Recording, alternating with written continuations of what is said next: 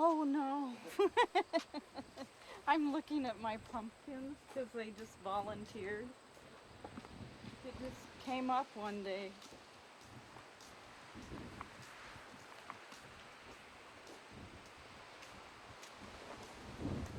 So we tried. All right. Let's the kitchen.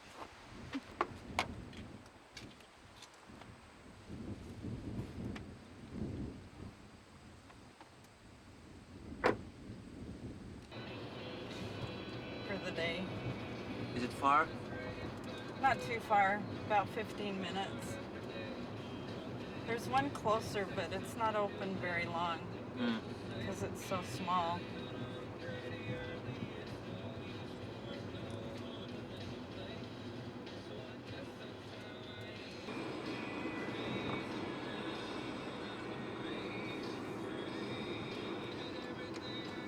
I thought it will be kind of, village house, something like rancho.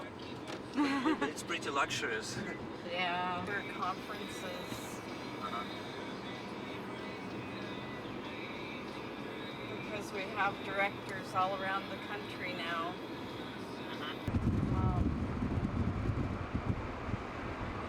To learn what's happened to them,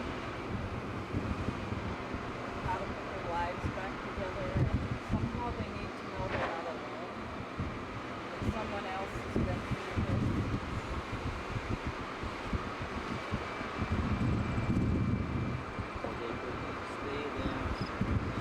To make it the house for these people.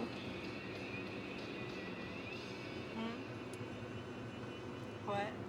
Do you still want to make it as a house for this kind of people, right? But it's so expensive. We'll have to see What is expensive? the house. Oh, it's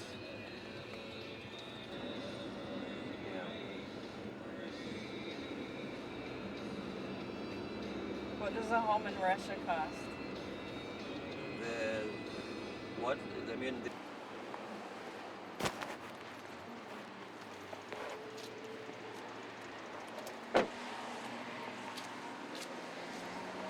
I didn't lock it.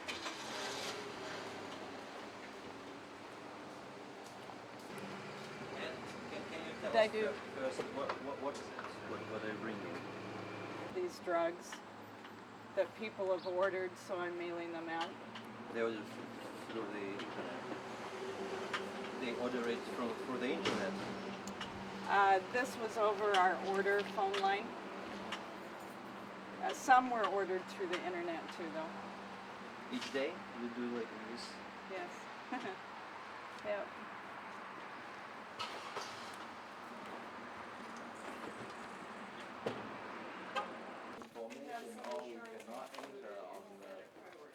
Fill that out. Right. The 425 is the old address. Old address in the field. Yeah, that's because it'll just tell her to redirect them So we'll have it set like that. there. Right to the. How long is the show? Because this would have been So I'm glad aren't stuff, even though you tell people they don't. Yeah, I just need a slip for this for overnight. They're Yeah. right on the. Stained glass, Tiffany, That's stained fine, I'll take those two. I'll just take those. quality popular. This is his. From Russia. From Russia. All along.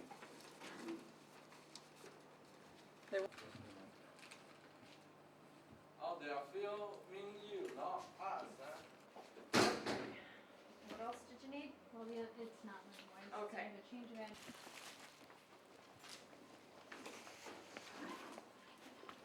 There we go. Send express to Loaded everything? Vermont. Well, is this move temporary? No. Sorry. That's all right. Yeah, but and you know. Where is Wells Fargo here in town? I mean, Wells Fargo. Isn't there one You mean right the here? bank? Yeah. Yeah, just down the road about 2 blocks. 2 blocks? This Uh-huh. way? Yeah, Highway 6. Okay. all right. Delivery will be Wednesday, not tomorrow. It's all right. Let's.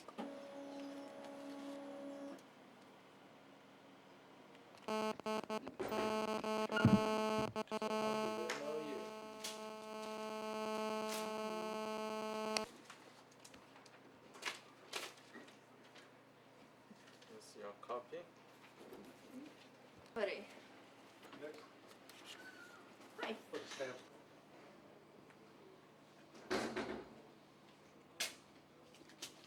Thank you, sir. Have a good day. Hi, can I help you? Huh? I already did a movie with Michael Moore. You did a movie with Michael Moore already? Does have any scenes show on his movie? Yeah. Yes? I don't see his movie. It's on the only- internet, not Sicko, Oh, not sicko. I the only. drugging of our children. Oh. If you go to our website at drugawareness.org, you can watch the whole movie. My This is internet right on the speed is internet. too slow. Then you can't watch it. Nah. There you go. Thank you. Hello. Никогда нам может. Oh no.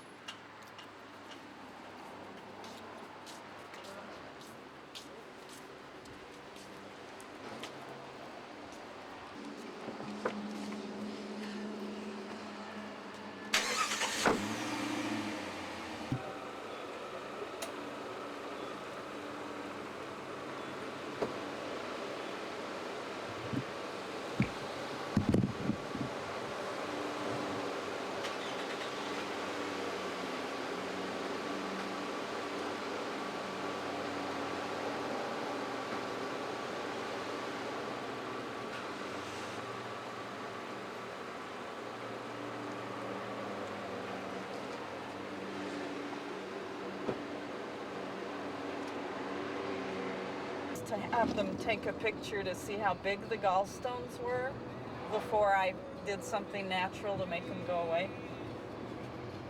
And the doctor said, "Oh, you have many small stones. We're going to have to rip that gallbladder out." And I said, "Oh, really?" And he said, "Yes." And I said, "Oh, what's that going to cost me?" And he said, "Oh, that's right, you don't have insurance." And I keep it that way. And I said, "No, so how much is it gonna be?" And he said, "Oh, $7,000 or $8,000. And I said, "Wow." So tell you what, why don't I try some natural things first, and if they don't work, I'll come back and we'll talk about that surgery. And he said, "Okay." So I came back the next day, and I don't think I was speeding, No. Yeah. but I didn't have my seatbelt on. Anyway.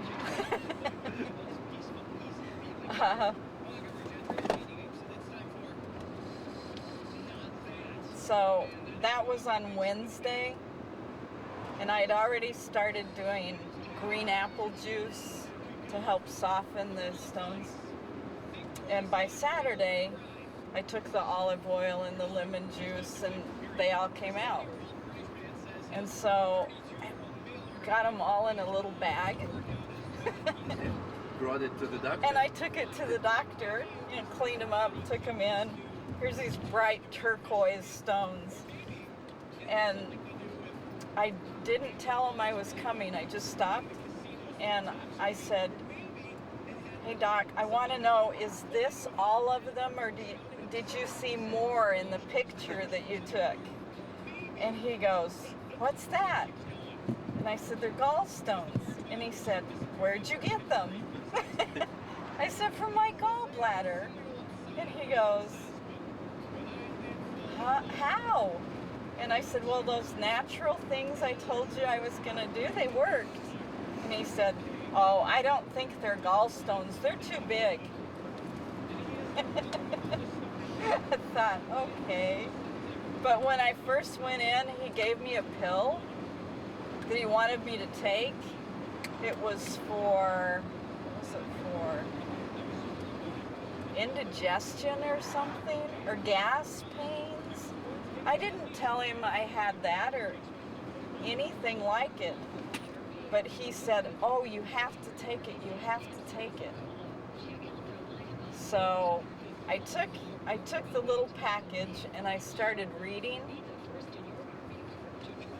And I read in here that this pill for just gas pain causes fatal liver and kidney failure. And I go on, huh?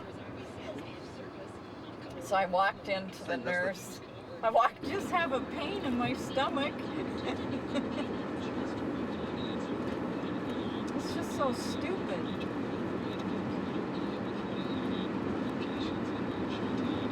So it's not just about antidepressants, right? It's more... It's me. Gary Null did the movie. It's online, you can see it. Gary.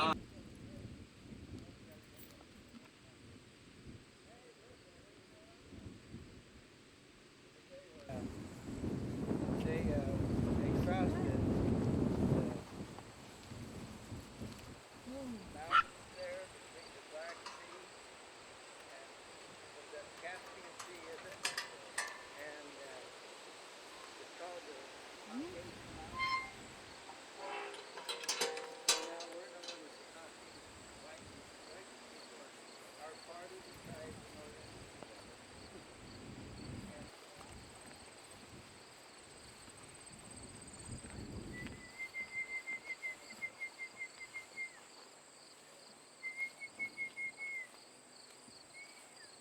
You think I got something?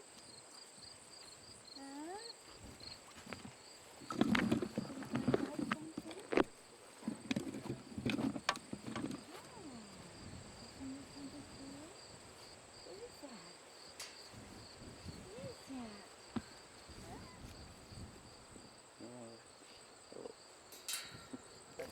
He likes to roll in the dirt. So he's always but we prayed. And Watch out! No! Yeah. I went to church and they prayed. Don't touch it! Yes. Which one's Jade? This one. Okay. Don't. Onyx is black. I didn't. And all I have is teak. Do you want an Want it apple? right? No?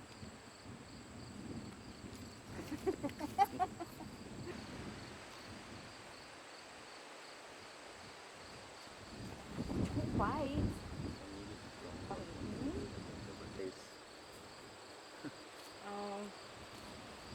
He's had terrible, terrible reactions to these drugs. Что? Я же спрашиваю. Sorry, can you tell? Okay. Now, these poor people have been through so much because of these drugs that we wanted to have a place that was very, very peaceful and calming so that they can have a place to feel renewed again.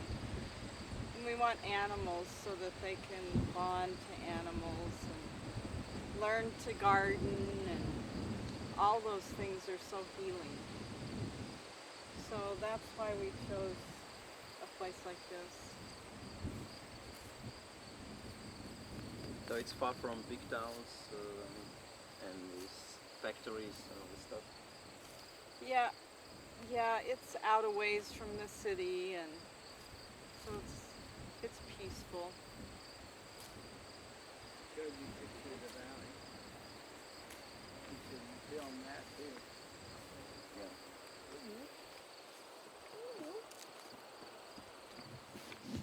Don't step on me.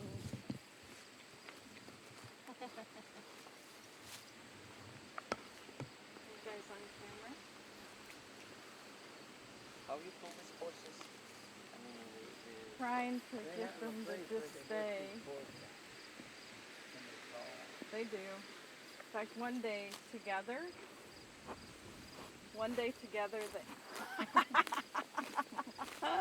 close up. getting very close. They'll eat it. Yeah.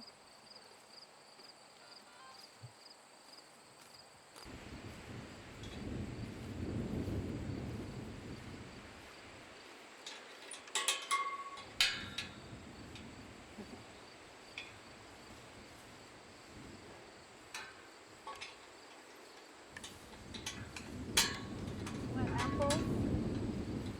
Okay.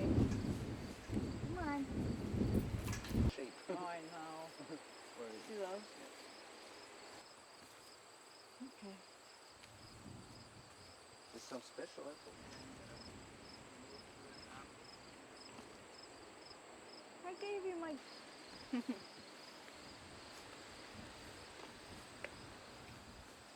Guys, there's one right there.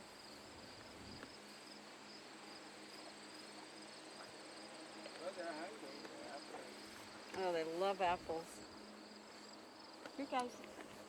Oh, look at them. Look at them chomp them. They didn't get that one in the thistles, though. Probably hurt them, did it? So can we have an interview before lecture? Oh. I don't know why. I was kidding anyway. All right. So first, can you tell how did you start? How did you involve in it? How did you start?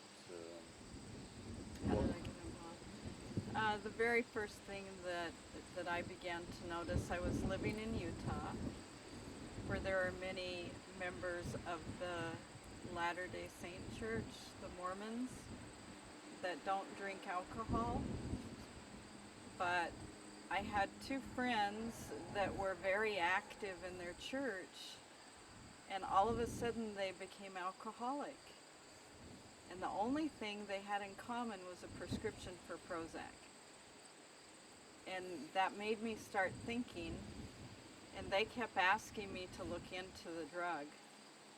So I did, and I read the package insert, and there was hypoglycemia and diabetes, which I knew meant that these drugs were lowering the blood sugar, causing people to crave sugar or alcohol. And that was my first concern. And then as I started looking closer, I found more and more things that people were reporting, just everywhere I went. I wore a button that said, just say no to Prozac. And everywhere, if I went to the post office, if I went to the grocery store, didn't matter where I went, people would come up to me and say, oh, you got to hear what happened to me when I was on that. Or you have to hear what happened to my son, or my daughter's in prison because of that drug. No, it was just, and so I started to say, why isn't anyone doing something about this? And I looked more and started reading more and investigating and doing research, and I just became very, very, very concerned the more I saw. How many Americans take it? There are so many Americans on these drugs, but the drug companies never seem to release just how many. There is no some clear statistics. No. Occasionally you will hear a pharmacy group that will say, you know, we've sold so many prescriptions this last year. Like the last I heard just the other day was 120 million prescriptions last year for Americans. Just for antidepressants? Yes. So it's... How many people How that many Americans? means, I don't know. I don't know. It's scary. But the cost is just incredible. The cost in so many ways. So many lives. So many marriages. I mean, we just got new information showing that when you take these pills, you can fall out of love. And you cannot form a romantic relationship or maintain a relationship when you're taking these, which is, you know, that destroys marriage.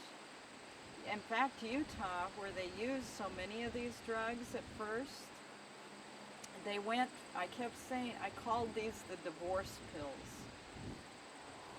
Since the early 90s, I called them the divorce pills.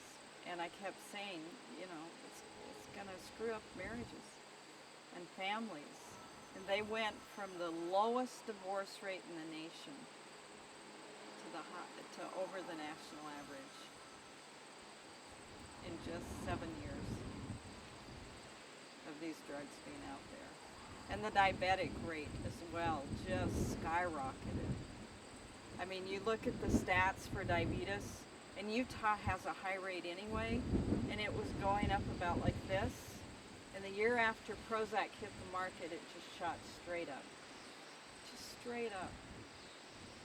I mean, these are terrible diseases. Diabetes, alcoholism. Who wants that? All because of a prescription drug. I mean, those two things alone should be enough. But especially now that we actually have scientific evidence that it destroys families. It's not acceptable. And the most popular antidepressant on the market is the one that Andrea Yates was taking when she drowned her 5 children. And it now has homicidal ideation listed as a side effect. They added that 2 years ago. And that's not just killing someone, that means having constant thoughts of killing and how to do it.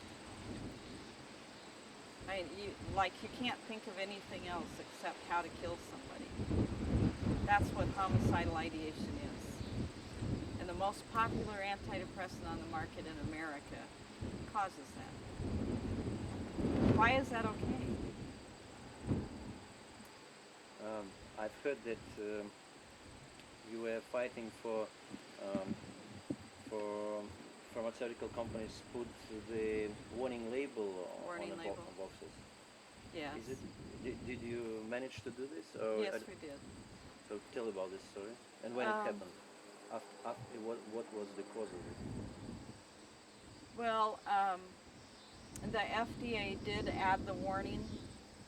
We had 2 meetings with them in 2004, and then in 2005 they did put the black box warning on antidepressants, saying that it can increase suicide and you should be cautious for anyone under the age of 18. And then last December we went to them again and testified again, and they raised the age to 25. Anyone under the age of 25, you have a higher chance of suicide. The data shows that it's double the rate of suicide, twice as much. And so they did add that warning.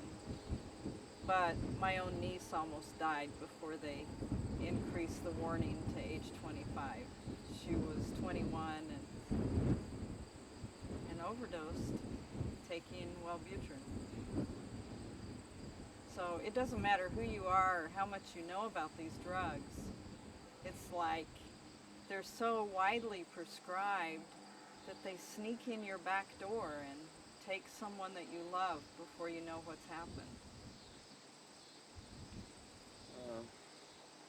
What do you think? Why it's happened here in America? Why it's so widely spread?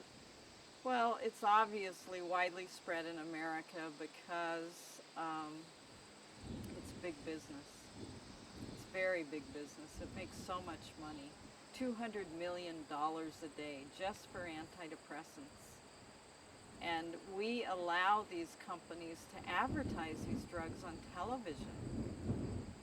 Why would you advertise a drug on television if the doctor's supposed to prescribe it? The doctor should know. You shouldn't have to see it on TV and say, oh, that's what I need. And then they go to their doctor and the doctor feels badly, if the patient keeps saying, I want this drug, I want this drug, I want this drug. He finally just says, okay, you can have this drug. But they also encourage the doctors in many, many different ways to prescribe the drugs as well. They will, for years they've given them free trips, free cars, free everything. It's supposed to be against the law, but they find ways. I know in Italy a few years ago there was a big problem and they clamped down on it very, very hard, trying to stop it there. But in America, anything is okay for money, I guess. It's very sad, and it's wrong. What other threat? I mean, antidepressants.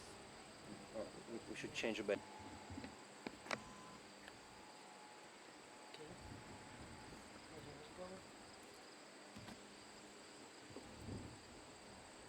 So, what these antidepressants do with the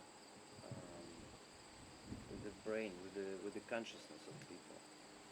How they change it? Okay, wait a second. Before you ask me that, let me grab brainwave patterns to show you. Okay, this is what they do to brainwaves.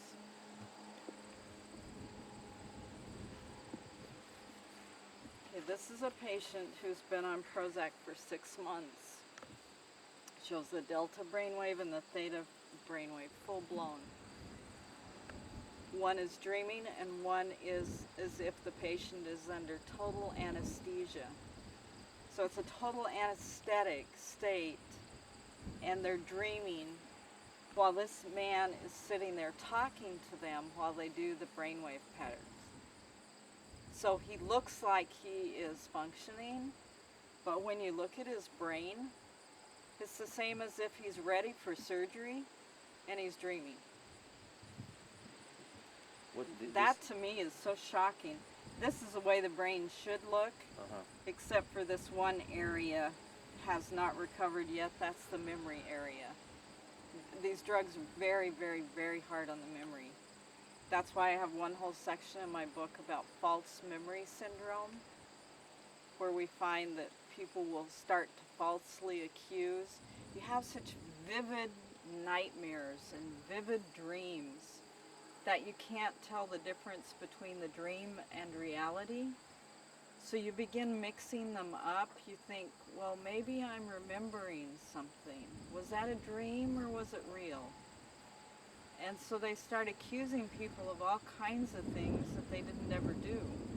There are many people in prison here in America because someone has falsely accused them. Many. And you never know when you go, I don't know, in the shop or in the office. You never know who takes the drug because. Exactly. And if you're around someone and they have a dream about you that night, and they dream, many of these dreams are sexual, and so they'll think you raped them or something in the dream. So they begin to think that that's real, and they will accuse people of doing that. It's very common with antidepressants to do that. In fact, I have a neighbor back in Utah who is in prison now because of this. And I told him years ago, his wife had divorced him because she started on Prozac. And I said, you know, I know she was probably very mean on the drug, but that's not the way she is because I knew her before. And I said, in spite of that, you need to help her to understand what this drug is doing to her, so that she doesn't start to encourage your children to take the drug. Because so many mothers or fathers on these drugs will encourage their children to use them too. And he didn't listen. And his daughters started on the drugs, and they started to accuse him of sexually molesting them. And it wasn't him. He would never.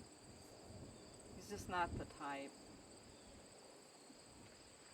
What can you tell about this story that happened with this Russian girl, Natalia? She started on birth control pills, which are mind-altering drugs, We don't think of them that way, but they are very mind altering.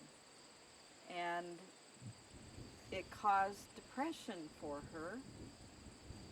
So within about 2 months of using the birth control pills, they put her on Prozac for depression. Instead of saying, it's your birth control pills, maybe we should stop using them. They just gave her Prozac. Well, that made her very suicidal. And so they said, oh, we have to take you off this. And then they gave her Paxil.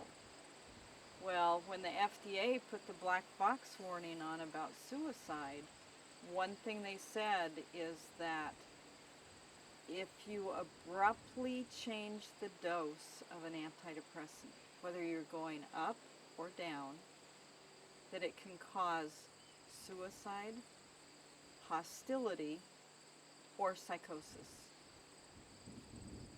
And here they were taking her up and down. They took her right off Prozac, put her right on Paxil, so that she had 2 right in a row. And she became really suicidal. So then they took her off Paxil. So here she was, she'd already done 3 major changes. She was so suicidal that Shai had to handcuff her to him, use handcuffs to keep her from killing herself. Because the minute she was out of his sight, she was cutting herself. She was doing anything she could to die. And he was funny. He said it was very scary because she became very psychotic. And he said, I knew that she still had teeth. You know, that she could turn on him and bite him. And biting is very common with the drugs. Very common. We had a professor at Stanford that bit her mother to death on Prozac. Professor. A professor. And a woman professor. She started drinking on Prozac because it causes these cravings, like I said, for alcohol. And mixing the 2, she just went crazy and started taking big bites out of her mother. And she died from it. It's in my book. It was terrible. Oh. What do you think? Why? Maybe it's more social than medical question, but why Americans took these drugs? Just because they are prescribed, or maybe there's some other reason why they took it? Well, I think there are probably a lot of other reasons. Our diet is terrible in America. I mean, we have McDonald's. No, we consume way too much sugar. Way, way too much sugar. And junk food. How do our bodies get what they need to have the energy to do what we need to do? If you're not eating food with any nourishment in it, how do you keep going? We wouldn't expect our car to keep going if we don't put gas in it. If instead we put sugar or something else in it, it's not going to work. And it's the same with our bodies. So I think that's the biggest problem. There's probably way too much low blood sugar in America because of the poor diet. And one of the first symptoms of low blood sugar is depression. But that doesn't mean you need a pill. That means you need to eat right. And it's just a shame because most of these people could have just changed their diet. They've already done studies showing that exercising for half an hour, 3 times a week, is 8 times more effective than any antidepressant. You know, it's probably thousands of times cheaper than an antidepressant too. Anybody can go for a walk. But I know, it's a mess.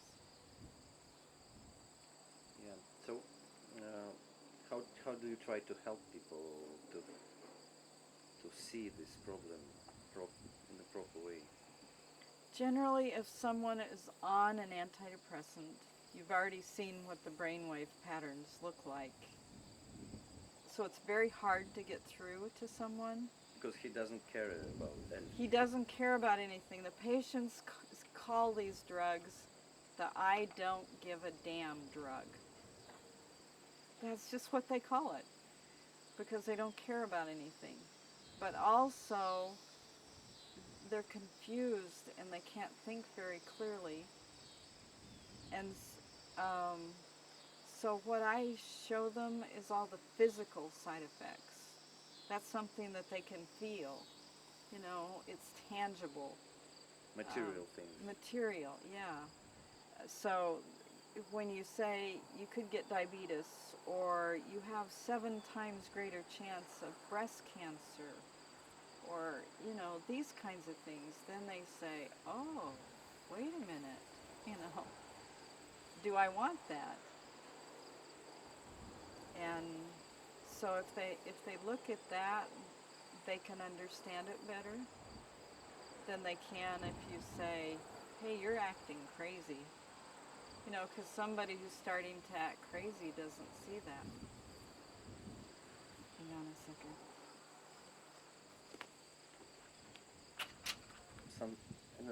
Some files, I think you already have a lot The of articles? material articles, yeah. Also just look through this stuff. Reading. Good idea. So we're talking about. Not the feet. Yeah.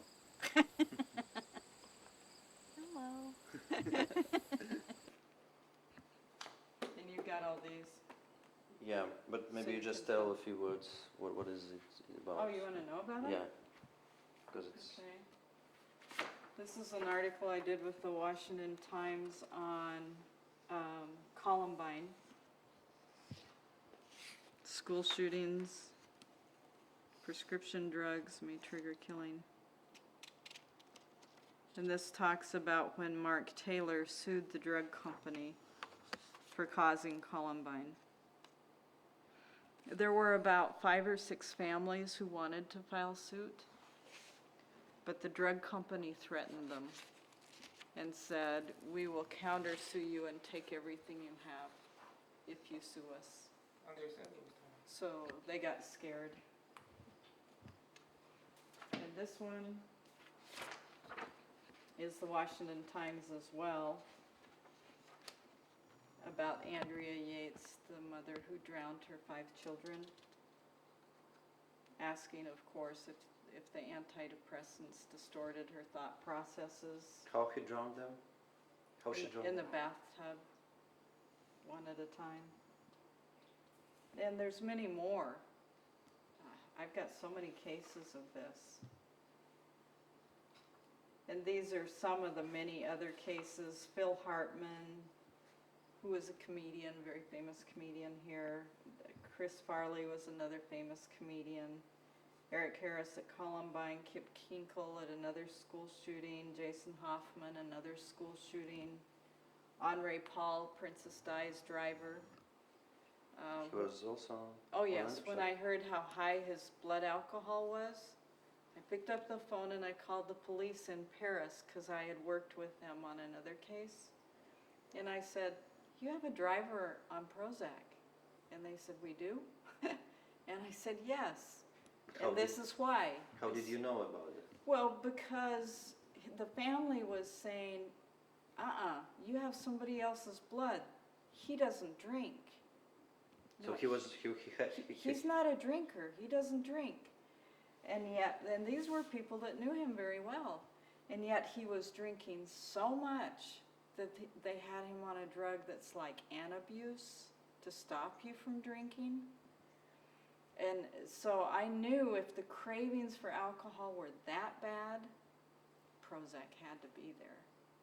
Because his blood alcohol was, what, 3.5 or something? I can't remember. It was really high. It's 3 times, that's it. It was 3 times the legal limit. So a week after I called them, they said Henri Paul was on Prozac. They announced it. So, and then Abby Hoffman is another famous personality. Monica Lewinsky was the young girl that had, you know, the thing going with President Clinton. She was on quite a few of these different drugs. Del Shannon was a singer that was also on them. Edward Leary was they call him the subway bomber, New York City subway bomber. He set off a bomb in the subway. His favorite thing in the world was the New York subway system. He was writing a book about it. And when they asked him about it, he said, "It wasn't me, I was asleep." And yet he set off a bomb that blew up the whole subway, and he ran for 2 miles with his tennis shoes melted to his feet from the explosion. But that's what these drugs do, is they cause you to act out your worst nightmare. They call it a REM sleep behavior disorder. And I've been telling them for many, many years that is what these drugs cause. And they went back and started asking people that diagnosed with it. They found that 86% of the patients were on an antidepressant when they diagnosed them with this sleepwalk disorder. But Rusty, Andrea's husband, will tell you that she acted out her worst nightmare. She was a wonderful mother. She devoted all of her time to her children. She even taught them school at home. She homeschooled them. Снимите у меня в руках вы Phil close-up. Покрупнее просто, даже фамилии читались. Все, вот Stephen, ты можешь так держать, чтобы все фамилии можно было прочитать. Или это нормально? Stephen Christian was Нет? Stephen Christian was a police officer in Dallas, Texas. He had been for 23 years. He had 19 awards for being such an incredible police officer, and he was also a minister in his church. But he kept saying, "Prozac is making me hallucinate." And they said, "Oh, Prozac doesn't do that." And it's right in the package insert, but they kept saying, "Oh, it doesn't do that." Well, he ran into a police station in the middle of the night shooting. And the family did sue. Chris Fetters is the girl that I just mentioned, the 13-year-old little girl that stabbed her favorite aunt to death while she was on Prozac. A boy had raped her, so they put her on Prozac, and within just a few months, she killed her aunt. And I have her story if you want to read it. I cried. David Rothman, he was out in California and he worked for the Department of Agriculture there, and he shot 2 of his co-workers while he was on Prozac. And then I believe he killed himself. Jared Victor, a 15-year-old boy, just 5 days on Paxil, stabbed his grandmother 61 times. Debbie Lucelle was in Utah, young mother that shot her 12-year-old daughter and then herself while on Zoloft. Mary Hinkleman was another nurse. Andrea Yates was a nurse. She shot her sister and her 2 little girls and then herself while on Prozac. Leslie Dominuik down in Florida. This was in Michigan. I guess I could tell you where they are. Down in Florida, Leslie Dominuik shot and killed her twin 3-year-old boys and then herself. No, she didn't shoot herself. She came to enough to call 911.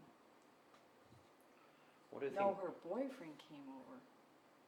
Okay, Leslie was on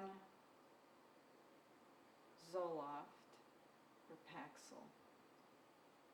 She was on one, they switched from Zoloft to Paxil, I think. And that's when, they switched her from Paxil to Zoloft. And just 2 days, I think, on Zoloft, she shot her little boys. and her boyfriend, her fiance, came over and found her with the boys laying in bed, and the boys had been shot and were dead, and he called 911. My question is, what do you think? If the whole nation is on antidepressants, so it's very difficult to accuse just antidepressants in crimes, because mostly all criminals are taking it. So, so it's, you can say almost for everybody, about everybody, yes, that Well, he did this or that because of his taking but if, antidepressants. like when I did the Lisa Gibbons show, we did it on mothers killing their children. And from all of our research, we had found that at least 90% of the mothers killing their children. Sorry. Hello? Yes. Yes, Okay. it's again about 90% of them are. Okay. All right. We have found that 90% of the mothers killing their children are on antidepressants. And this is something that you need to shut up about. You little fart. Now I got to start all over again. Go play with your toys. And about school shooting, almost the same thing, right? Yes.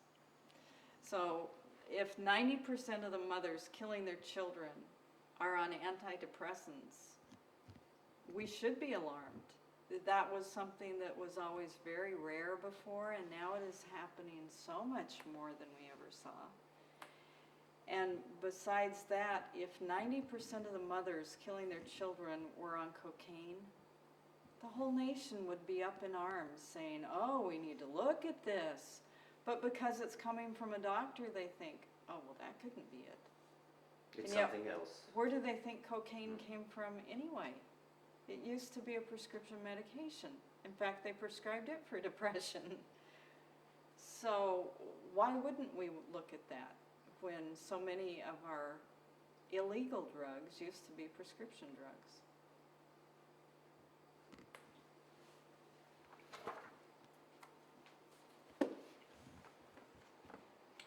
You have some stories here about children on drug. This one is.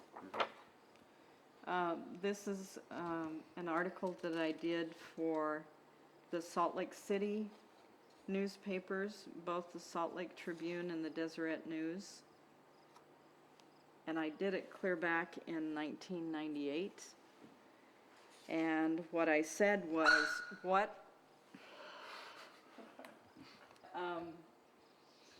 they were starting to prescribe these drugs to 2- and 3-year-old children. And psychiatrists were encouraging the use of these drugs for manic depression for children as young as 1 month. I don't know, it was incredible, and I thought, oh my gosh, somebody needs to do something. So I wrote this article talking about how we know that these drugs can stunt growth, and they're so much more damaging for brains that are still developing. We still don't even know what LSD does to a developing brain. So why are we going to use a new drug that we really know nothing about? And then this is People magazine about Tom and Kathy Woodward. Their daughter Julie killed herself after just 1 week on Zoloft. This girl? Yes, this is Julie. Just a week. It's just so sad. And then this is Tracy Johnson, who was a healthy volunteer going to the local Bible college. And Eli Lilly needed to test their new antidepressant, Cymbalta. So they hired a bunch of kids from the Bible college that were healthy, not depressed, no problems, and they paid them to come in and take their drug. Well, she took Cymbalta for 20 days, and then they started weaning her off. And the fourth day coming off of the drug, she hung herself in their laboratory. She was only 19.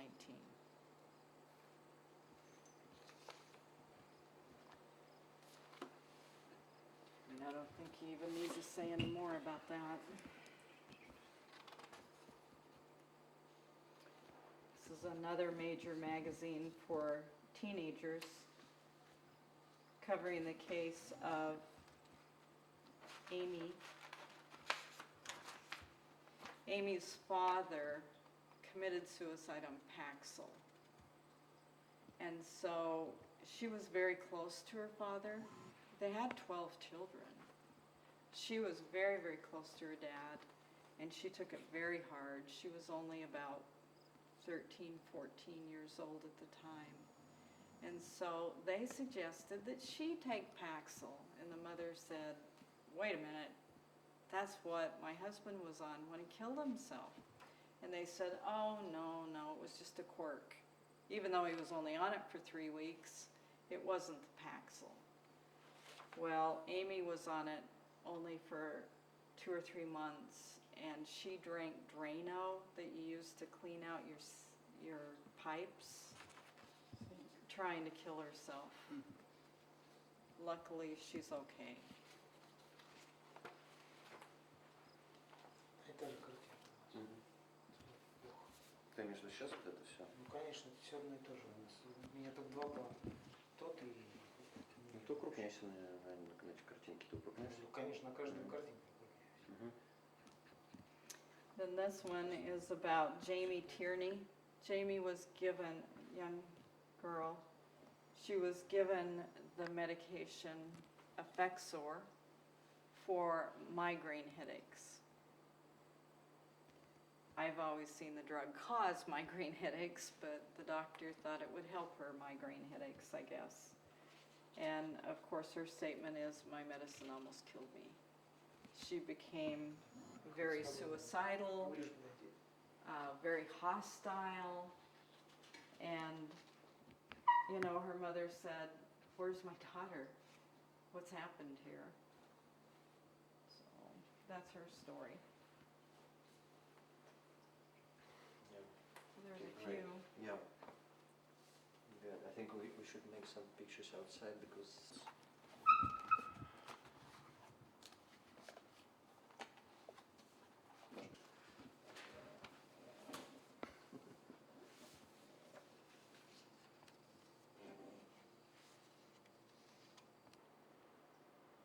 she's in jail now, right?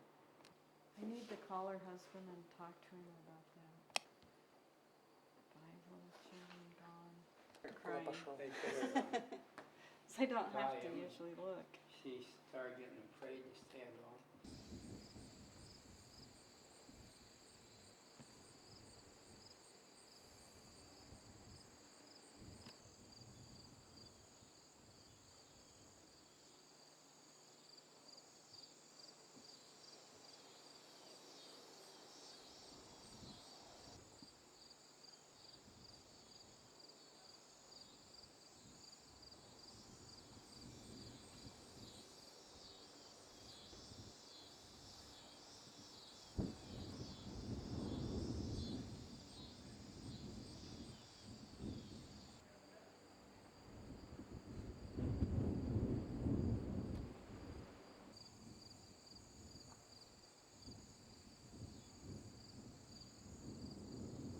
You know, and people don't know this. You go buy some lime, and the lime is, if the lime has,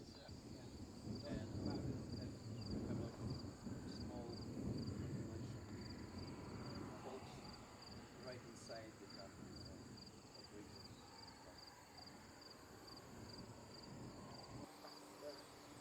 it's God's plan. I can't support it because if we get out of Iraq, we're going to suffer.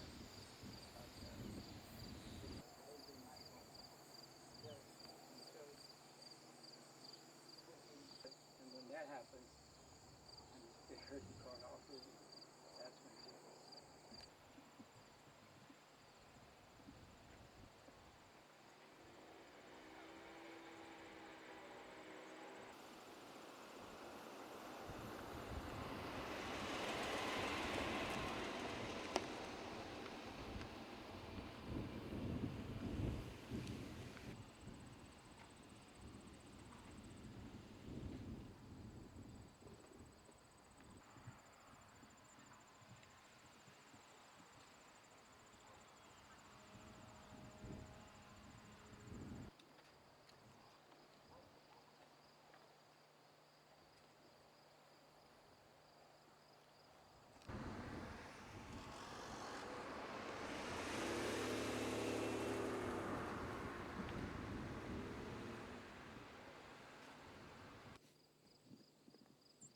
Она готовит там что ли или что?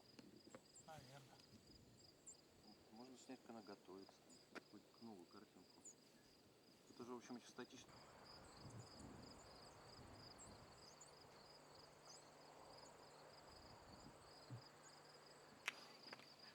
We are Russian television. I see that. Don't I know afraid, that. not afraid us. No, I won't be. I'm one of the mothers of the daughters that was on this medication that you're here to talk about. Is she just going in?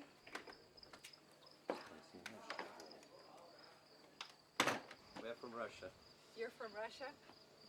So you're filming Americans? On antidepressants. What? On antidepressants.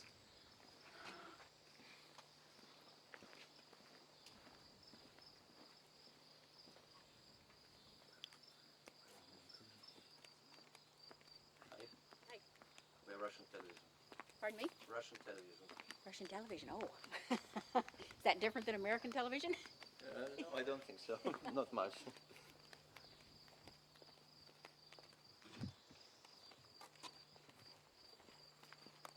Hi. Hi.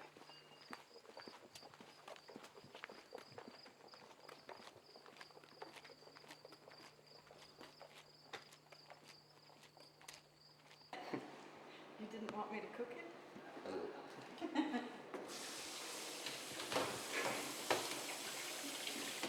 Filming my dirty kitchen. I'm showing people how I don't know how to cook.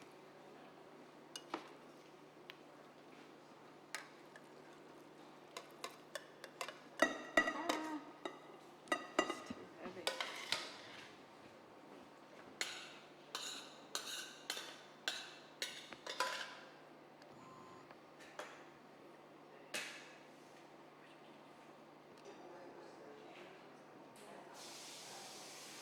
Massage therapist that offers the raindrop. That's the name I've got written down at home that she gave to me, Yeah, obviously. yeah. Okay. So, and your name again? Yeah. Customize it to the group and their concerns. So, you're welcome.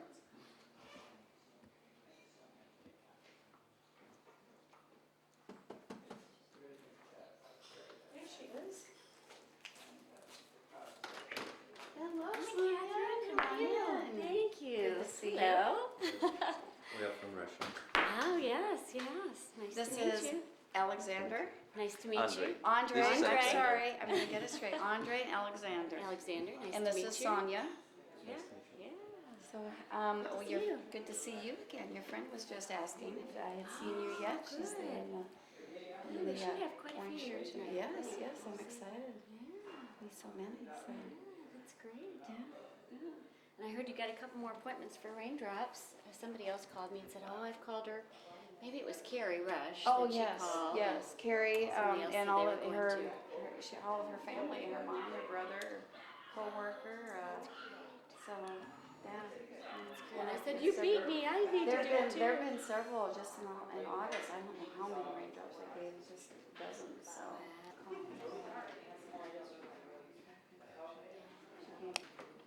Hello. Hi.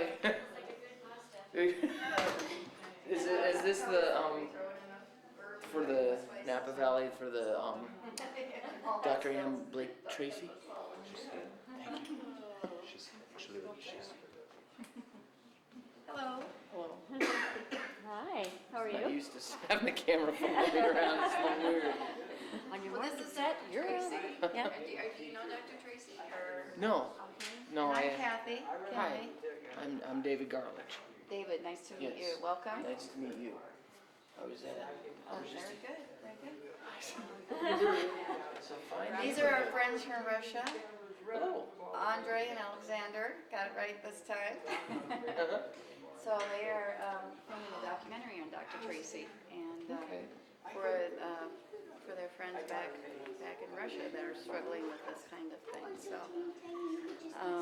Well, здравствуйте. Здравствуйте. Very good. What was that? Hello? Or? Yeah, it's hello. It is good. Hello. I'm Kathy. Oh. James said the camera. Oh, okay, good. Thank you very much. Appreciate that.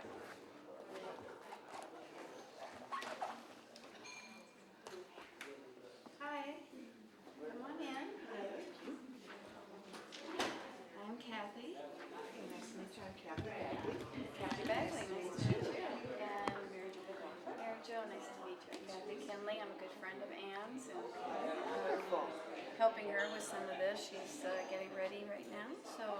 Well, thank you. You're I was welcome invited to. from Mary Jo and you got the invitation. Good, good. Well, glad to have you here. Thank you. Very good. Hi. We are Russian These television. are our friends Oh, from excellent. Hello. Wonderful. Oh, Russian Alexander and television. Andre. How neat. Hi. You're filming this then tonight? Yeah, we're filming. We interviewed Tracy and make a story about it. Wonderful. Well, I'm going to find this very interesting. I'm a behavioral health nurse at Mary Greeley Medical Center. Behavioral health? Right. Very good. For about probably, I've been at Greeley for about 17 years. And so this is kind of, you know, the area that I work in. So I've always had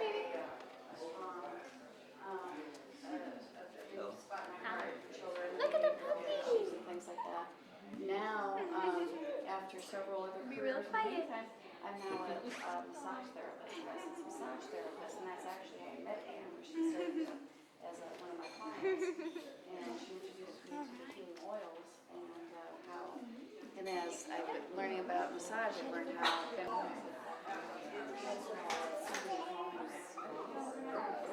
yeah, so I'm right there with you.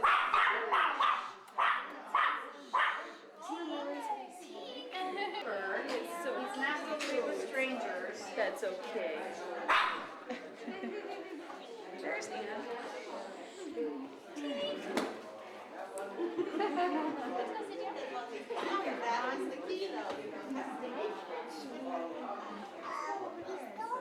Yep, he ran away.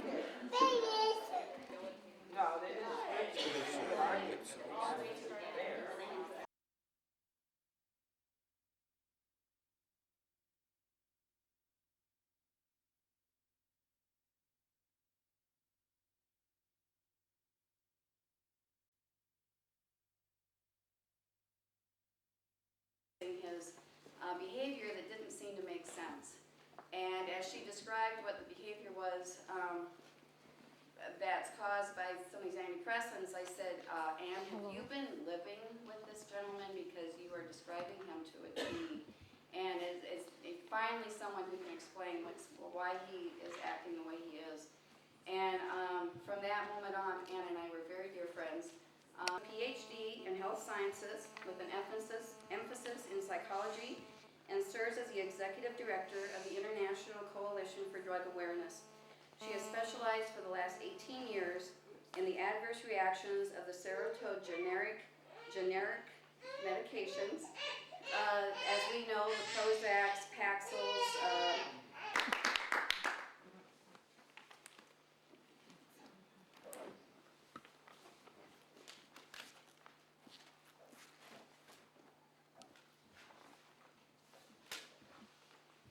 Well, I don't know how many of you have heard me give a lecture before, or maybe heard a recording of a lecture. But you know that I generally will introduce myself by reading right out of the front of my book, where I dedicated the book to my children and to my great-great-grandfather, who was the mayor of Tombstone, Arizona during the OK Corral days. And he stood between Johnny Ringo and Wyatt Earp one day to stop a gun battle. And I think I know how he felt, because that's pretty much how I felt for years, going against these huge drug companies and standing in between them and those who are being so horribly harmed by these drugs. But my children have had to listen to all of this stuff for years. My son doesn't even want to hear the word Prozac or Zoloft or Mom, don't say that. But when they were young, in their childlike wisdom, they turned to me one day and they said, "Gee, Mom, why do people use Prozac when all they..." This is him in his tux at my daughter's wedding. He stood in the line with us. But Keto used to sing at my lectures, Teak hasn't learned how yet, but he's listening very closely to his brother, so he might get that down soon. Anyway, it's important to understand that God has given us many natural things, many wonderful things to help us get through hard times. Animals are definitely one of them. In fact, there was a recent study that came out of the UK showing that ecotherapy, or getting out and walking in nature, being around nature, was something like 90% effective. And you look at the research on antidepressants, it doesn't even begin to touch that. We're lucky if it comes in at half, and I'm sure they have to really juggle those figures to get that. So, you know, keep in mind that these little guys are worth a whole lot more than what you think they are. Does anybody want to babysit now? Well,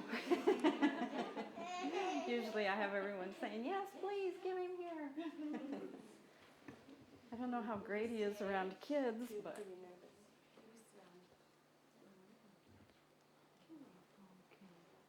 He almost got his name. The most important thing to understand about antidepressants is something that I thought they would have understood years ago. And that is that the hypothesis behind these drugs is completely backwards. It's all through the medical literature. The biggest problem in medicine today is that doctors don't read medical literature. It's very rare. 80% of them say that they get their information on new drugs from newspapers. So when I attended the National Institute of Health several years ago, there were a group of doctors that surrounded me after I'd made some comments about antidepressant and seizure activity. And they wanted to know if I had written anything, if I was published. And I said, no, a lot of doctors have asked me to do that, but I haven't taken the time because I'm too busy doing news articles, because that's where doctors say that they're getting their information about medications. Doesn't make a whole lot of sense to me, but I guess there are some doctors now that have had these tragedies happen in their own families, and they are wanting to do more research papers. In fact, I just spoke with one over the weekend in Colorado. His son was put on these medications at age 13. At age 24, he is bedridden from the withdrawal. He's rarely conscious enough to really speak with them. I was able to talk to him this weekend, and he was doing quite well. And we've got him some natural things that hopefully will help him as he goes through the withdrawal. The withdrawal is being more and more recognized, but it is very, very, very slow in coming. Let me read you quickly what it is that we know in the intestine. Because the main function of serotonin is constriction of muscle tissue, constriction of smooth muscle tissue. And where do we need it? We need it in the intestine. Smooth muscle tissue is very critical. One thing that this doctor's son has repeated, cutting off the oxygen supply to the brain. Do it without producing brain damage. But we also have found that, see it though, I was going to say, if you go to the internet and look up Dr. Paul Hart, and it shows, well, I've got a bigger one. Might be a little bit easier to see. Patient on Prozac for 6 months, and it shows him as he's sitting there talking to them as they do these tests on him. It shows him in a full-blown delta wave and a full-blown theta wave. One means he's dreaming, the other means he's under anesthesia. The minute I saw those brain waves, I said, oh my gosh, no wonder so many families are saying, I know this is my loved one, but where are they? it's like it's them with a mask on or something. They've changed so drastically, I don't know who they are. And the patients, I can't tell you how many times I've heard, I don't feel like me anymore, or I don't know who I am anymore. And yet antidepressants have amnesia listed as a frequent side effect. Not rare, frequent. So how are you supposed to know who you are? Let's read through what it is that we know about serotonin. When you increase serotonin in the brain, the first researcher that really went into this was Dr. Felix Suleman in Israel. Dr. Suleman found that there are people that do have higher levels of serotonin in their systems. And the reason why is they just can't metabolize it, so it starts to build up. Well, that's exactly how antidepressants work. They destroy the enzymes that break down serotonin. So as serotonin begins to build, you should Pullman. And he called this the serotonin irritation syndrome. We now call it serotonin syndrome. That's serotonin, and as it began to build, they suffered from migraines, hot flashes, irritability, a worsening of bronchial complaints, tension and anxiety that would appear from out of nowhere, decrease the metabolism of serotonin. That's supposed to be their therapeutic effect. So, this is Leslie Judd, and I appreciate the opportunity to tell you my story. I recently had a major life change which came about because of grade oils that I have found to be very, very helpful in the postpartum depression is almost always hypoglycemia. How many women go into gestational diabetes when they're pregnant? And why on earth isn't medicine looking at beginning stages of the pancreatic breakdown? Surely you're going to have a whole lot more women going into that, because when your blood sugar drops, your brain cannot function, you immediately lose brain cells. You're suffering brain damage. And your body's saying, hey, help, we're in trouble here. So what's the natural way of overcoming that? Just a pocket full of almonds. Carry them around with you, eat about 6 of them every couple of hours. Stay away from sugar, stay away from dairy, white flour products, all of those things that are high glycemic. In fact, I had a neighbor who was both suicidal and homicidal on Zoloft. And he came to me because it was a holiday, I think it was Thanksgiving. So he couldn't get in anywhere else. So he decided he'd come to me. I told him exactly what I just told you. And I said, stay away from the dairy. It was all gone for him within a day. Within a day, it is amazing what a difference something like that can make. Okay, within the first, let's see, the condition was serious enough, or nightmare. Within the first few days, I began having hallucinations and hearing voices, but had no relief from the depression. At my next appointment, the doctor prescribed Paxil and Trazodone. Temporarily, it seemed to help with the old alcoholic. You know, I don't know why we're not looking at more of these things and testing patients to see what's happening.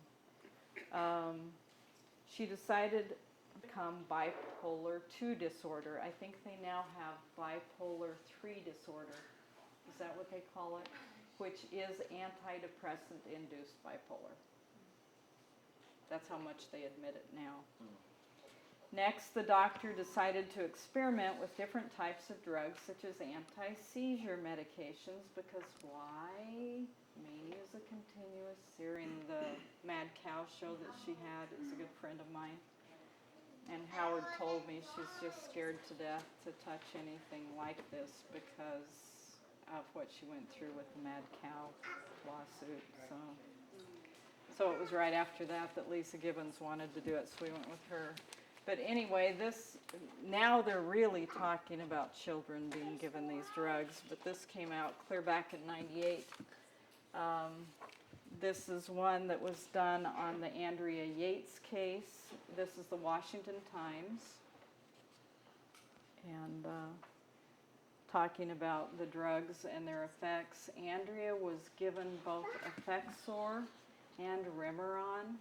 She was on Effexor at 1.5 times the maximum dose. Ever seen how big Andrea is? Not very big. 1.5 times maximum. 2 days before the tragedy, the doctor dropped her by 1/3. She went from 450 milligrams down to 300. The other one she was on was Remeron. As I was printing these up the other day, I hadn't really paid that much attention to this picture of Andrea before. Spots where it looks like her hair is missing. I need to talk to Russ. And her husband was really upset because he thought she was pulling her hair out. Effects of the drugs. So they hire people that are healthy to take them. And 20 days on Cymbalta, 4 days into withdrawal. Tracy hung herself in their laboratory. And this drug is on the market. In fact, they're now getting it approved for fibromyalgia. And we wonder where the $200 million a day in income they're making on antidepressants is coming from. This is another Washington Times article. Oh, that was People, by the way, on Columbine.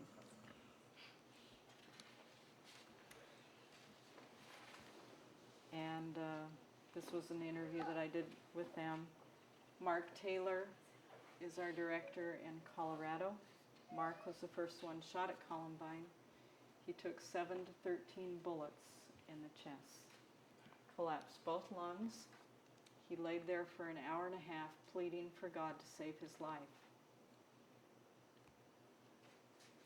When they got to Mark, they threw him on top of dead bodies in a truck because they thought he was gone. When he got to the hospital, the doctors called his physician and said, "We have one of your patients here. He's dead, but he's talking to us." And he did survive that. He's had some problems since, but he's making it through, and we're trying to help him with some of those, and I'm encouraged. This is L Girl, Happy Pills, interview that I did with them as well. And I brought in Amy's father, Wayne, committed suicide after 3 weeks on Paxil. There were 12 children left behind. Amy was very, very close to her father, and she was extremely depressed about his loss. So they decided that she needed to take Paxil. And her mother said, "Wait a minute, that's what her father just committed suicide while on." And they said, "Oh, it's just a quirk. It wasn't the drug. Don't worry, don't worry." Well, a few months on Paxil, and Amy suddenly reached for Drano and drank it to commit suicide. As soon as she did it, she thought, "What have I done?" and ran next door and got her sister, who lived there, to rush her to the hospital, and she's great. She's married now, very happily married, and doing very well. She came to the FDA hearings and testified about what happened to her. The Effexor for migraine headaches, and almost committed suicide. Became very hostile toward her parents. Nobody could really understand why, except that Effexor, the same drug that Andrea was taking when she drowned her babies, now has homicidal ideation listed as a side effect. Homicidal ideation. That's not just killing someone. That is having constant ruminating thoughts of killing and how to do it. Constant. That is a side effect that they knew about. They based it on pre-marketing data. So before they ever put this drug on the market about 10 years ago, they knew it could cause this. They never warned. It's been not quite 2 years since they added that to their package insert. And this just came from the Dallas Morning News. It's last week's, September 9th. This is an article that I wrote in as a letter to the editor because the family wanted me to. A woman had written in about Andrea Roberts. I don't know if you happen to see the case. There's so many anymore. I don't know how anybody can keep up with them. Andrea was just your typical everyday housewife who came home from a soccer game one night, August 30th or 31st? No, July 31st. And went to bed, got up, shot her husband, her 2 children, and herself. I wrote to the reporters immediately. See, these things usually happen in the middle of the night or early morning when you would expect someone to be asleep, when you would expect their blood sugar to be the lowest, both. It's that REM sleep behavior disorder. But a woman wrote in and said, why would you mention Zoloft? All you're doing is just causing this stigma toward people that suffer from depression and take antidepressants. This was my response. Why mention Zoloft? The Dallas Morning News has not continued the stigma of those suffering depression.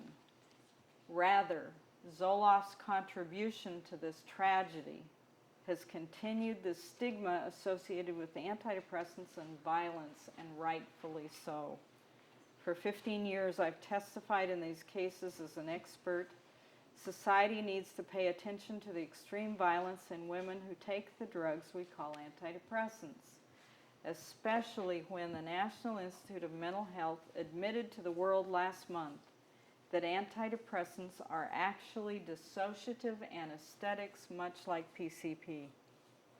The antidepressant effector now has homicidal ideation, constant ruminating thoughts of killing and how to kill, listed as a side effect. Exactly what we witnessed this drug do in Andrea Yates. The sentence they left off that I put next was, since when is it acceptable to have this as a side effect in a medication? You know, you just kind of want to go, hello? Why is this okay? But why don't I open it up for a minute for some questions? And another thing I'd like to know, if you don't mind sharing, because so many of you I know personally, and I know you have been through sheer hell because of these drugs. If you don't mind sharing for Andre and Alexander while they're here, what happened to you and your families and why you need to know more about these drugs. Why don't we open it up just for a few questions first, and then we'll go into whoever does want to introduce themselves. Sure. Are there any studies that have been done on women that have taken the drugs while they're pregnant, you know, like antidepressant drugs, Oh or my while gosh, they're nursing? yes. Because they do that a lot. They tell you what you're doing safe and all of that. Oh yeah. In fact, one of my good friends was one of the very first ones that they said, oh yeah. She went in, it was her first pregnancy, and she just went into the doctor and she said, look, I think I'm pregnant. Can we do a pregnancy test? because, you know, I've been sort of weepy lately and emotional, so I think I must be pregnant. So he does the test, comes back and says, congratulations, you're pregnant. Here's your Prozac for your weepiness. But she knew about my research, and this was early on. This was in the early 90s, before I'd written much of anything about these. And she knew enough not to take it. Well, now we have all kinds of lawsuits. Those are the main lawsuits being filed right now, is the birth defects being caused to babies of mothers that take these drugs. So many are ending up having to have open heart surgery and remain on heart medication for the rest of their lives. It's cutting their lives very short. Many babies are being born with primary pulmonary hypertension. Do you remember that name? Fen-phenin redux, the diet pills.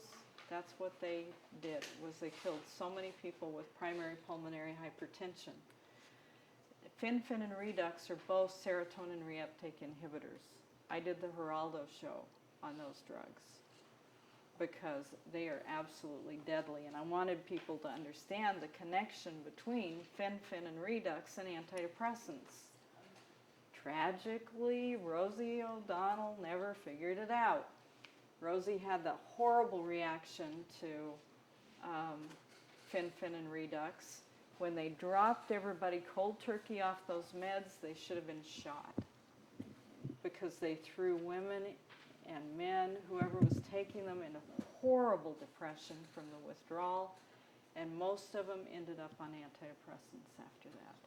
That's why Rosie O'Donnell is a fruitcake. And it's also why she's gay and nasty. It's not her fault. It's all reactions to meds. In fact, I hesitated putting the thing about being gay in my book, or having the tendency to become that way.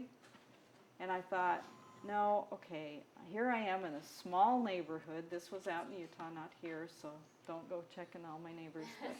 But, there were 5 in my small neighborhood that had that happen.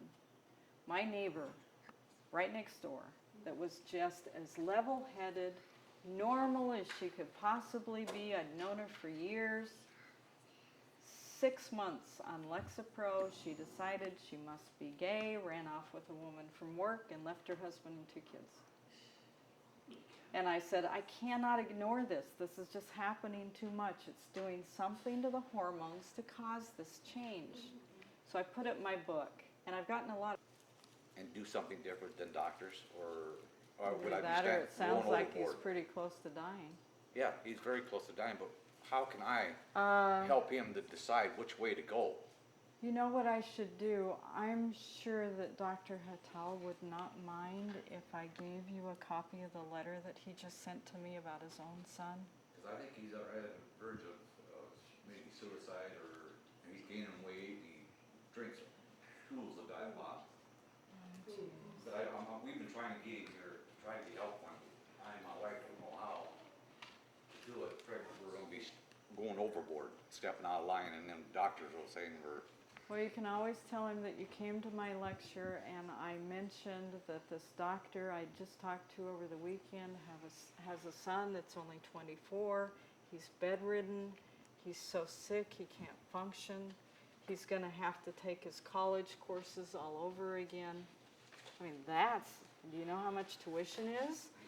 Gee, he can't remember. You know, one girl that I met, I was traveling down to Arizona, and I went through the north rim of the Grand Canyon. If you've ever been there, there's this little souvenir shop up there. I stopped, and I had my button on that says just, she wanted to know all the information that I had on mothers killing their children because of these drugs. But Elvis was on amitriptyline, if I recall. Well, of course. I contacted the NRA right after I started doing all of this stuff, and I said, you know what? if you don't help me educate people about what these drugs do, they will be the means by which they take away America's guns. Because if you're making someone be so totally out of control and violent, what's the logical thing to do? You know, take away the guns because you don't realize it's the drugs that are causing it. But I don't know how many of you have our website at drugawareness.org. I encourage all of you to go there and watch the video clip. I did a movie with Michael Moore a few years ago, and I've got a clip of Michael on the front page talking about Columbine because he did Bowling for Columbine with Mark. Mark was in Bowling for Columbine. He was one of the lead guys in it. In fact, he's the one that got Kmart to take their, I guess they got rid of all their guns and ammunition because they had sold ammunition to the boys at Columbine when they were underage. And another thing we've got is a new DVD that I've done called Bipolar Schmipolar, Use or Abrupt Antidepressant Withdrawal. I'm just so tired of narcotics cost about double what the anti. This is probably the best lecture I've ever given. I must have really been awake that day. Finally, I got some sleep, which everyone who knows me will tell you I don't have much time to do. And I warn everyone in my book to never do that. But this was done at a Young Living convention, so I talk a lot about the Young Living products, but I really go into a whole lot of the details behind these, and I talk a lot about Columbine. I talk about the boy who is featured in that movie I mentioned that I did with Michael Moore. I didn't mention, when you go to our website, not only is there a clip, you can also click to watch the whole movie, because the producer has put the whole movie online. It's called The Drugging of Our Children. And the first boy featured in that is a young Mormon boy from Washington State who was an Eagle Scout, never been in trouble in his life. He had been on Paxil for about a year. They switched him to Effexor.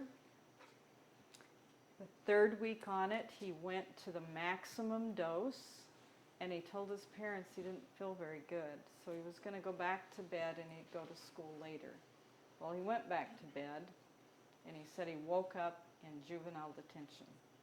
They had to tell him what he did, because to this day, 5 years later, he doesn't remember. What he did was he got up after he'd gone to bed, got a gun, went to school, and held 23 classmates at gunpoint. I think it was for about 45 minutes. He even held the gun under his chin for a while. Luckily, his teacher, I think, was also his Sunday school teacher, so he knew him really well, and he was able to talk him into handing him the gun. The most important thing to remember when somebody goes into this state is they are asleep. They're asleep. And if you talk to them to try to get... Now, sitting here, I really think that God set this whole thing up for me to be here. Because I am going to, I wanted to share some things. As I heard your lecture, I was shocked, I was amazed. I feel sick, I feel dirty, because I am in a profession where we are doing everything that you have described. I am also currently, and this is very private and personal, but I am taking Lexapro myself, 30 milligrams.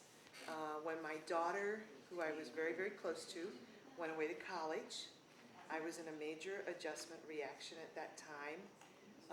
Cried a lot, missed her. I mean, her and I were mother and daughter that were best friends, okay? And so I went to my physician, and I admitted that I was doing a lot of crying. And right away, we came into the Paxil, okay? So I started on Paxil at that time, Paxil CR, And that made me, after a while, pretty jittery and everything. The one thing that it gave me, though, for the first time in my life, it took away my inhibitions for fears. Oh, I could suddenly climb ladders, show the kids how I could wave. Look at Mom on the ladder now. Mom that would never clean the downspouts. I'm up on the top rim, guys. Look at me on the ledge of a 40-story building. Look at me. Yeah, I felt I great. know. And so then my personal story evolved as well as my professional life, of course. And then that jitteriness started happening so bad with the Paxil that we went to Lexapro. And I've kind of been, I'm in a profession where I would say on the behavioral health unit, we probably have about 75% of our staff that are taking antidepressants as well. I know. Thank you for confirming that. Because these are... Andrea Yates was the third nurse in a row in a 3-month period to go to court for killing her children while on these drugs. The other 2 were married to doctors. It used to be in the psychiatric community that we would avoid medications, okay? You did not hear of the psychiatric staff. But vitamin P, vitamin L, you know. And this is at all levels call them that. of the psychiatric community. And I can say including many physicians are on antidepressants as well. Because, so it's just become something that you need to cope with. In fact, in my training or in my experience as a psychiatric nurse, the one psychiatrist always said, eventually it's going to happen to each and every one of us. So the teaching has become to get started, you know, as soon as you show any signs of depression, get started on your antidepressant medication because it actually will make the brain well. Oh my gosh. Now, I am speaking to you as a behavioral health nurse. Have you thought about asking them for studies to prove that? No, ma'am, because this is our world. Everyone who comes through our door and is usually placed on an antidepressant, even if they're on our unit only for, you know, a very short time. Any consumer that comes seeking some kind of assistance, whether it's related to a crisis such as a, you know, marital crisis, such as finding a spouse with another person, losing their jobs, anything that is more situational crisis, I would say as a behavioral health nurse, probably 98% of those people will be instantly put on an antidepressant. It is so true what you're saying. Also, young children, 6 and 7 years of age, are on antidepressants. Now, the information I give is not private information. It is the clinical picture that you could find, you know, in any medical journal and any kind of research that you find, you know. And getting back, I can think of, and I tell my friends at work or at my group that I'm always talking to about, like, the number of suicide attempts and suicidal thoughts with suicidal plans as a behavioral health nurse I see now has just skyrocketed. I mean, Mary Jo will know, like I will say many times, everybody, I mean, it's just, it's amazing. Everyone is wanting to commit suicide. And now when I think about it, you know, most of our recurrent admissions, when I do assessments in the emergency room, they're all on antidepressants. They are on antidepressants and they're making constant, frequent, recurrent visits to the inpatient setting with suicidal thoughts and plans. We do not address, as a behavioral health nurse, I have not been aware of some of the side effects that you talked about. We do not give that information to patients. We do not share those side effects that you're sharing with us tonight, even though now I see that they are there. Oh, yeah. That patients, because I will see the patient back in 2 weeks or 3 months or, 6 months It's a with revolving those side door. effects. Yep. So, and then on the personal side of the fence, for me personally, I'm on Lexapro now. I'm going to work to get off of that drug, and consider your plan, because a lot of the stuff that you are talking about, I think that patients, as well as like with me, I've kept hidden because I don't want to go into a psychosis, because I can't practice as a nurse if I'm psychotic. But when I would get ready to drift off to sleep, my brain is so active, and I do lay there sometimes, frequently, 2 to 3 times a week, thinking, am I in reality? Am I in a sleep state now? What is going on? And I've used prayer, of course, and meditation to try to quiet those thoughts, because I don't want to admit to my doctor, because I know what the next step will be, Zyprexa, Yep. as we see, or Seroquel, and I do not want to be a behavioral health nurse on an antidepressant and now an antipsychotic and think that I can function well, because as a nurse I have to function. I still have to, be able to perform, if we have a cardiac arrest or anything, I have to perform at all levels as a nurse. And you're supposed to be able to remember what to do, right? Right, exactly. And I have noticed, again, you're talking some of the memory loss, Yeah. some of the, some disconnected thinking. I say sometimes at work, help me out here, guys. Now, okay, where do I go? What do I do next? And I see this in my peers as well. We're justifying it, stating that we're all getting older. Yeah. But we're also, guys, entertained and dined sometimes, but the hospital has stopped that because drug companies have wanted us to come out, and they naturally want to take us to a very nice restaurant in Des Moines and give us this really nice meal and talk about why these medications are so great, so that we will continue, of course, to never question them, never question what we're doing with our lives, because our job is to promote and teach and encourage patients to stay on their antidepressants. Yeah. So hospitals cut that down because they felt the drug companies were giving us too much of a party. So now, of course... You know what, by the way? One of the drug reps that covered the state of Iowa with Paxil called me a few months ago in horrible Paxil withdrawal himself. He is just totally losing it from this Paxil withdrawal. And yet he said, I covered the state of Iowa and promoted this drug, and now I'm going through the withdrawal. He wants to sue him. And just to follow up with what I said, they don't take us to the expensive dinners anymore. Instead, they're always coming to our door with boxes of very nice pastries from nice bakeries in Des Moines. Because they know that your blood sugar is low because you're taking their drugs. So you're going to want those pastries. Yes, they come with very, very, very nice pastries and treats from Panera's and stuff, along with pens and other trinkets, cups, clocks.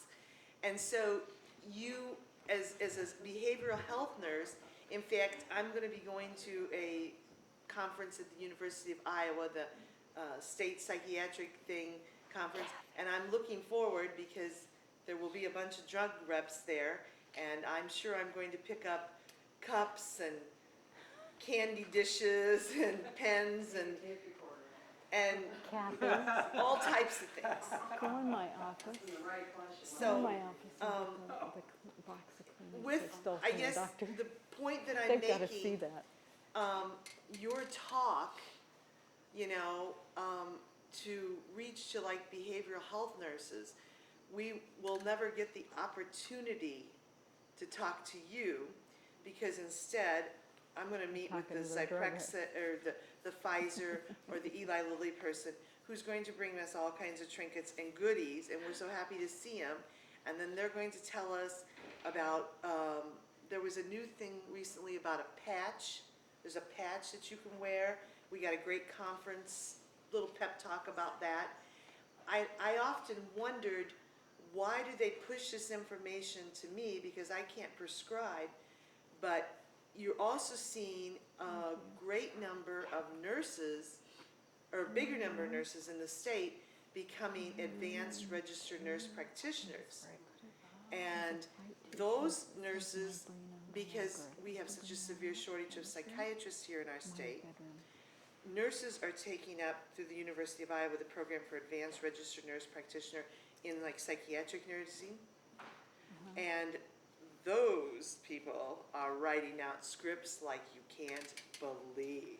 Oh yeah, I can. I have to With testify in the cases all the The time. layer. So, you know, it's a very interesting phenomena, what's going on. You are a lone ranger here, and I never thought about all this stuff before. And I guess if you were to open a detox center, I certainly would be a nurse that would apply for a job there. Because just for the fact that we're talking, yeah, it's unbelievable. You know, I remember when my son was in school, went to the doctor just to get him checked out because he was having trouble with concentration and everything like that right away. Of course, he didn't test out for ADD because he was not motivated, so that meant he was depressed, and he's instantly put on Celexa, which of course he decided he wasn't taking. But so many nurses I can tell you about our children, we are all convinced without a doubt that these antidepressants are wonderful. When Lexapro was brought to our unit as a sales pitch, it had everything we wanted to hear. You will have energy to get your housework done. Oh yeah. You will be able to stay on task. You'll even clean your roof when you have Exactly. nothing else to clean. And I hear the you know, craziest they stories. marketed it in a way to us as behavioral health nurses that this was good. Many of us said at that time, we need that. I need that. Well, I'm on it. You know, and I can tell you, like 75% of my coworkers are on an antidepressant because it is the theory it's going to keep our brain well. That is also what's happening with our youth. They're being treated for bipolar disorder already. They're being treated for antipsychotics. How do you say that a 7-year-old needs to be on an antipsychotic? Exactly. So you're going to have Dr. Tracy up in your lecture for all your I fear that I may lose my job if I did that, but you know, more power to you. I certainly will be aware, and I read an article, they were diagnosing 2-year-olds as being depressed. Oh, yeah. 2-year-olds are being depressed. No, they want to. What I put in this article on children, clear back in '98, they were proposing that 1-month-old babies take medication for bipolar. yes, they are moving in that direction. We've got a case like that right now. Yeah. Yeah, because they cry and then they sleep, and then they cry and then they sleep, so they got to be bipolar, right? It's nuts. I live in the Bay Iowa. What? And you work in You need to come Or to I my want- career I seminar. want you to talk. Is that medicated? I've been there. I don't know who. I don't think so. They said I was too normal to stay. Could you talk I don't know. I don't either. Can I just have one more comment? Sure. What is also happening though, now then psychiatry, especially some particular formats, is going with the deal of we're looking at people that we think perhaps had post-traumatic stress disorder. That is the main thing, a major thing to look at. If they have not responded to a lifetime, say like from their teens to their 30s of going down the track of the antidepressant, anti-anxiety, then the bipolar meds, if they don't respond to any of that, then let's discontinue all those medications, boom, and call it dissociative identity disorder. Okay. So Dissociative identity disorder. which is the multiple personality. Yeah. So then they don't now suddenly need any of these medications. Instead, they have suffered years of abuse and they have developed the dissociative identity disorder. So that, The you know, pharmaceutical companies, the CEOs on just about every pharmaceutical company have made a matter of public record in their statements to their stockholders, as their annual reports to their stockholders in their meetings, come out on record saying their goal for their business is not to heal people, not to make people get well. Their goal is to make a profit for their stockholders. And to do that, their goal is to get as many men, women, and children on as many drugs as possible. and it's happening. It's for profit. Oh, yeah. It's for greed. You want to know why something says a report on the news? Watch any network TV news station, news show. Who's the sponsors? Who's paying for your news? And who's paying for a president? Yeah. All that too. Yeah, these guys were pretty shocked to find out that we advertise prescription Well, drugs thank you. on the news. Thank you for letting me share. Wish me well as I Thank try to you wean for doing myself. it. I'll buy your CD. I'm gonna let go. I mean, my Should I- doctor should I would share? really Just disapprove slow. of this. Can I share what my friend did for how to wean off his Effexor? Sure. Okay. I have a close friend who had been on Effexor for 17 years. It was given to him, some brand of it. It's all Coke and Pepsi, but he had back surgery, had severe muscle spasms, so he was given an antidepressant for his back pain. And of course, it only gets worse. He had been on for 17 years. Now you're asking about how to approach a friend that you think might be suffering from this over and over and over again, because they're not going to get it. They're not going to get it the first time. It took me a year to get through to him after meeting Ann. Look, this is what you're doing. Look at this book. I gave him her book. I gave him the website. I gave him story after story after story. He happened to be an Effexor. I get her emails every day, dozens of news stories every day of all these horrible things that are happening out there on these people, these things. So it's patience, it's tenacity. You don't give up. But anyway, I finally got through to him. His Effexor was in the capsule form, and she recommends if it's a tablet to take an emery board and take a shaving off the corner of the tablet and go that slowly for one stroke, for a week or two, or however, you have to listen to the CD to get all the specifics. His was in a capsule form. He was trying to open up the capsule and eyeball it and look half and half. Started having severe muscle spasms, started having the little shock waves in his brain. He was very irritable, extremely irritable, very insulting to me. He would call me horrible names. He would make accusations. He was, we talk about all the different effects in the sexual drive. I mean, we went through them all. Finally, I got through to him. Again, you can't do it that way. You're going off too fast. You need to go much more slowly. He got a pill box, the 7-compartment pill box that you see for $1 or $2. He opened up the capsule, dumped it on a glass mirror, and took a razor blade. Looked like he was cutting a line of Coke. But what he was doing is he's counting out the little BBs, the little pellets, divided it by however many milligrams the prescription was, so he knew how many little BBs made up 1 milligram. And then he would take out 1 milligram for a week. And then the next week he would take out 2 milligrams. And it took him 20 minutes on a Sunday evening for I don't know how long, 3, 4, 5 months, however long it took. It took him a long time. When he finally got down to about 35 little BBs, he went down 1 BB a day. It's that slowly. You cannot go half and half. You can't go, oh, I'll take about a quarter of it. It has to be very, very slowly. He is doing extremely well. He's been off of it now for maybe four or 5 months. His moods have calmed down. He's not nearly as irritable.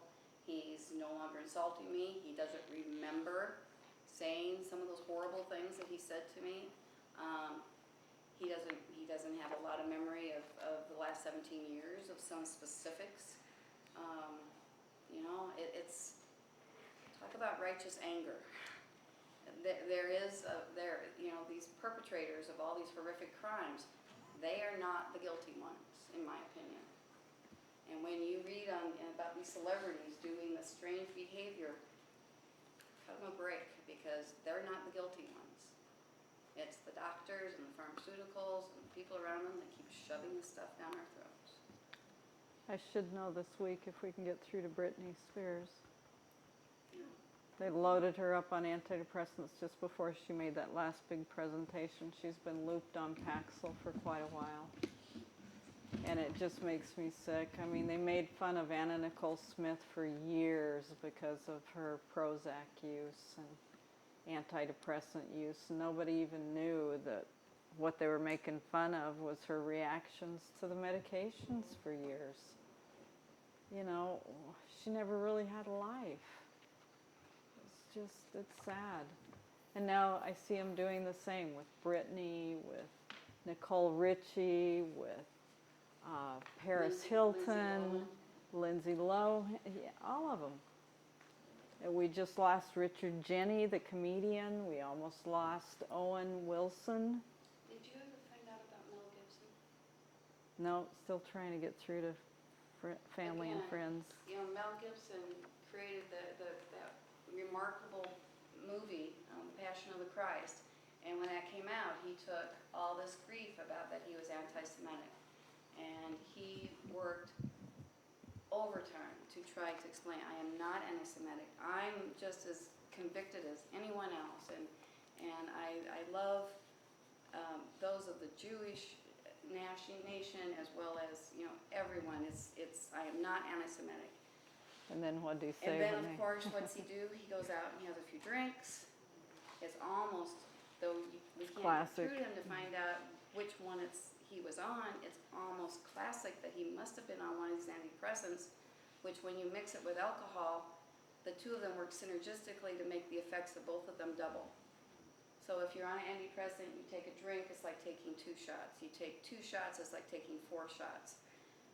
And what does it do? It makes him act out your worst nightmare. It makes you do and say things that you would just be appalled at doing. And what happened to him? He spews out these horrible comments again. You know, in my opinion, cut him some slack. It wasn't him. Amen. One really quick thing while we're talking about advertising, I have to confess, I stole this. Kathy helped though. I have a big purse. I went to a doctor for the first time in 35 years last year because I had a gallbladder attack. I was pretty sick.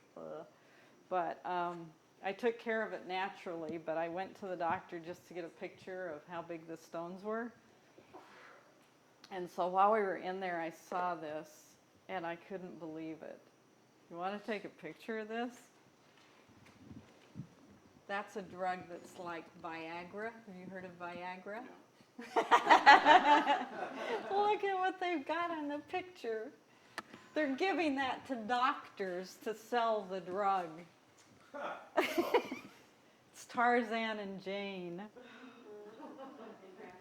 And this someone just sent to me after having a heart attack on Viagra.